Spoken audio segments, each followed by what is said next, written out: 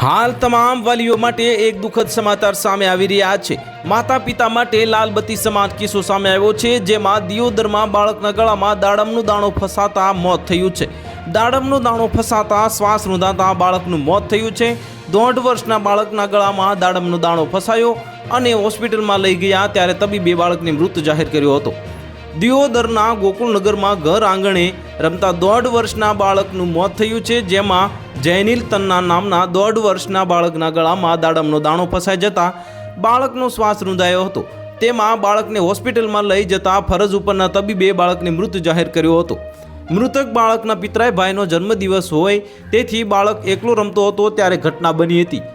માસૂમ બાળકનું મોત થતાં સમગ્ર પંથકમાં અરેરાટી ફેલાઈ છે। અગાઉ સુરતના પાંડેસરા ખાતે 4 વર્ષની બહેને રમતમાં 2 વર્ષના નાના ભાઈને એસિડ પીવડાવી દીધું હતું, જ્યારે ત્યારબાદ બાળકને તાત્કાલિકની જે સુરતની નવી સિવિલ હોસ્પિટલ ખસેડવામાં આવ્યું હતું, જ્યાં બાળકની તબિયત સુધારા પર આવી હતી। પાંડેસરાના શાંતિનગર સોસાયટી ખાતે 2 વર્ષના માસૂમ બાળક પ્રિન્સની માતા બજારમાં ગઈ હતી। તે સમયે પોતાના નાના ભાઈને મોટી બહેને પણ સમજી ભૂલમાં જે એસિડ પીવડાવી દીધું હતું। તો હાલ માટે આટલું જ। મળીશું નવી અપડેટ સાથે। જો તમને અમારા વિડીયો પસંદ આવતા હોય તો વિડીયોને લાઇક કરી દેજો, ચેનલને સબસ્ક્રાઇબ કરી બાજુમાં આવેલા બેલ આઇકનને દબાવી દો, જેથી તમને આવા સમાચારની અપડેટ મળતી રહે।